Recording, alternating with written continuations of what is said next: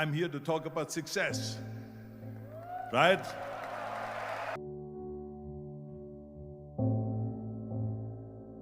The first rule of success is to have a vision. You see, if you don't have a vision of where you go, and if you don't have a goal where you go, you drift around and you never end up anywhere. It's like you can have the best ship in the world, you can have the best airplane in the world. If the pilot or the captain doesn't know where to go, it would just drift around. It would not end up anywhere, or most likely in the wrong place. So I was very fortunate that I stumbled onto my vision. I mean, as you know, I was born in 1947 in Austria after the Second World War. And I didn't really like Austria when I grew up. I couldn't wait to get out of there. I couldn't see myself becoming a farmer or a worker in a factory or anything like that, even though my parents wanted me to stay there and have a normal life. My father wanted me to become a police officer like he was. My mother wanted me just to stay there and marry a girl with the name of Heidi, hopefully, and have a bunch of kids and run around like the Van Trapp family in The Sound of Music. But that was their vision, not mine. My vision was totally different. I felt that I was born for something special, for something unique, for something big. Do you know how great it felt that I knew where I was going? Imagine the majority of people don't know where they're going. When you have a goal, when you have a vision, everything becomes easy. Because remember that in America, for instance, when you study, you will see the percentage of people that like their jobs. 74% hate their job in America. Now, there is not much different when you come to Europe. The majority of people don't like what they're doing because they're really not doing it because they didn't have a goal and they followed this goal. They just aimlessly drift around, and then all of a sudden there's a job opening, so they get that job because you have to work. But then when you work, it's a chore. It's work. It's not fun. So if you think about, only a quarter of the people really enjoy what they're doing in life. That is unbelievable if you think about it. So I felt so blessed that I knew what I was doing. It's like a medical student that studies and knows he wants to become a doctor. You know where to go. So I knew where to go. So people always ask me, when they saw me in the gym in the pumping iron days, they say, why is it that you're working out so hard? 5 hours a day, 6 hours a day, and you have always a smile on your face. The others are working out just as hard as you do, and they look sour in the face. Why is that? And I told people all the time, I said, because to me, I'm shooting for a goal. In front of me is the Mr. Universe title. So every rep that I do gets me closer to accomplishing that goal, to make this goal, this vision, turn into reality. Every single set that I do, every repetition, every weight that I lift will get me a step closer to turn this goal into reality. So I couldn't wait to do another 500-pound squat. I couldn't wait to do another 500-pound bench press. I couldn't wait to do another 2,000 reps of sit-ups. I couldn't wait for the next exercise, for the next half hour of posing and all the kind of things that you have to do to be a champion. And with the age of 20, I went to London and I won the Mr. Universe contest as the youngest Mr. Universe ever. And it was because I had a goal. So let me tell you something, visualizing a goal and going after it makes it fun. You got to have a purpose no matter what you do in life. You got to have a purpose. So that's rule number one, have a vision. Rule number two is, don't listen to the naysayers. Don't listen to the naysayers.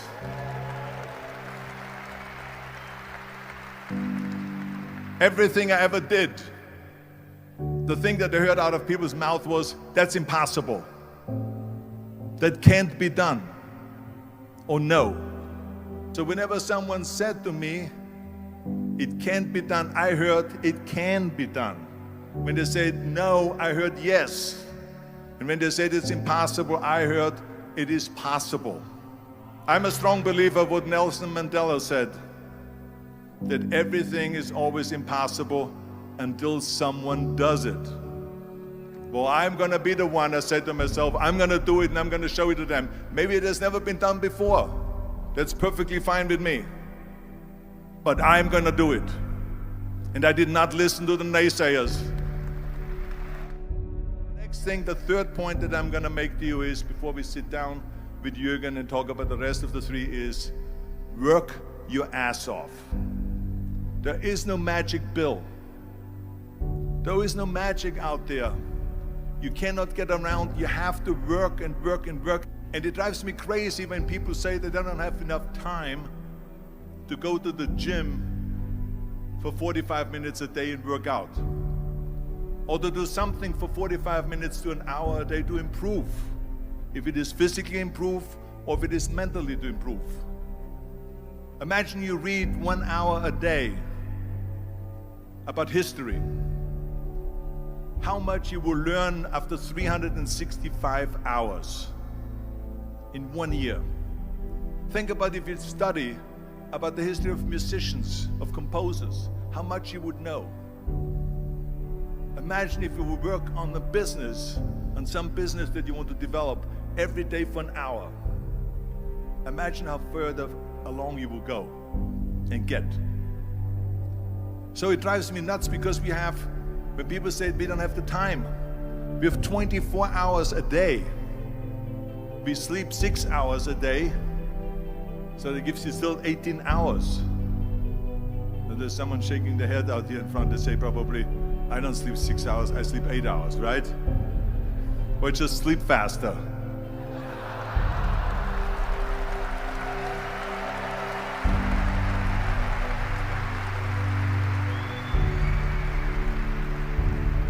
So we have 18 hours a day. The average person works around 8 to 10 hours. So let's assume it's 10 hours, so we have 8 hours left. Then you travel around an hour a day, maybe 2 hours a day. So now you have still 6 hours left. So what do you do with these 6 hours? What do you do with these 6 hours? Then we eat a little bit, then we schmooze a little bit, talk a little bit to people and all that stuff. But you can see how much time there is available if you organize your day. So you got to work hard. I mean, let me tell you something. When I went to America, I went to college. I went and worked out 5 hours a day. And I was working on construction. Because in those days in bodybuilding, there was no money. I didn't have the money for food supplements or anything. So I had to go to work. So I worked on construction. I went to college. I worked out in the gym, and at night from 8 o'clock at night to 12 midnight, I went to acting class 4 times a week. So I did all of that. There was not one single minute that I wasted. I became very friendly with Muhammad Ali in the 70s. And Muhammad Ali worked his butt off. And I saw it firsthand. And I remember that there was a sports writer that was there in the gym when he was working out and he was doing sit-ups. And they asked him, how many sit-ups do you do? And he said, I don't start counting until it hurts. Now think about that. He doesn't start counting his sit-ups until he feels pain.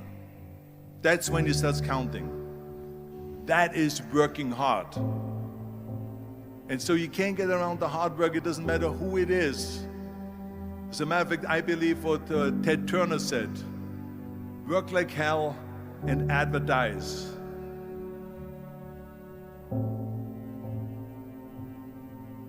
You get it? Work like hell, go to bed, and early to rise, work like hell and advertise. So you work your ass off, and then you let the world know about your work. That's what it is all about. Let people know. If you have a company, if you have a movie, if you do a sports, work your ass off, but then advertise and let everyone know. I hate plan B. And I tell you why. Because we have so many doubters, as I've said earlier, the no-sayers. We have so many of those people that say no and you can't do it, it's impossible. That is okay because we just turn off, as I said earlier, and we listen and we hear the no being a yes. You can't do it, you can do it, and all of that. So that is possible to do that amongst all the negative people around you. But when you start doubting yourself, that's very dangerous. Because now what you're basically saying is that if my plan doesn't work, I have a fallback plan, I have a plan B. And that means that you start thinking about plan B, and every thought that you put into plan B, you're taking away now that thought and that energy from plan A.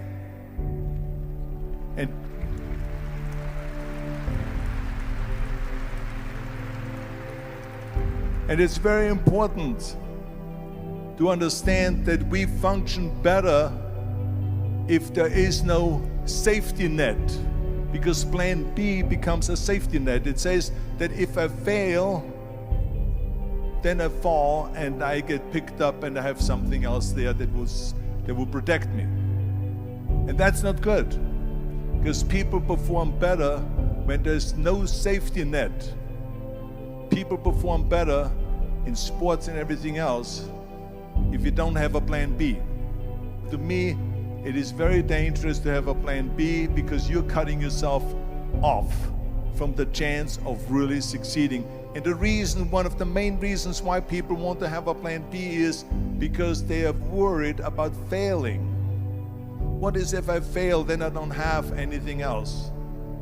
Well, let me tell you something. Don't be afraid of failing, because there's nothing wrong with failing.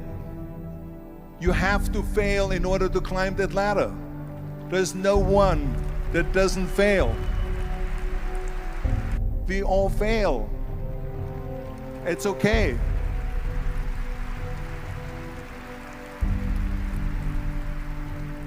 What is not okay is that when you fail, you stay down.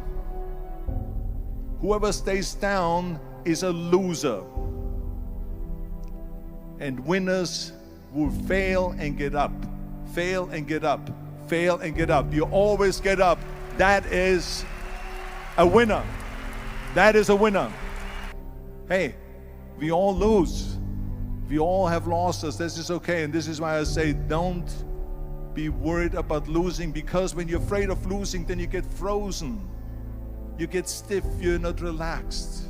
You got to be, in order to perform well in anything, if it's in boxing or if it is on your job or with your thinking, is only happening when you relax. So relax. It's okay to fail. Let's just go all out and give it everything that you got. That's what it is all about. So don't be afraid to fail.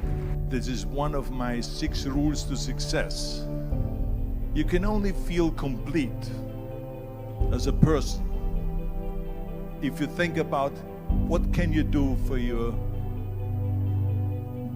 fellow member around you that maybe needs help.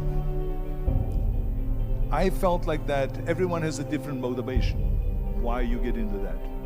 I was an immigrant going to America, and I saw how America was the most generous country in the world. I mean, they opened up their arms to me, they helped me, they invited me for Thanksgiving dinner. The people, they brought me, the bodybuilders in the gym brought me plates to my apartment because I had no plates, I had no silverware, I had no bedware, I had no pillows, I had no blanket, I had no TV, I had no radio, I had nothing. They brought it to my apartment. They helped me. And I saw that firsthand, this generosity in America. And I said to myself, as an immigrant that is being embraced with open arms, that I need to go and make sure that I give something back.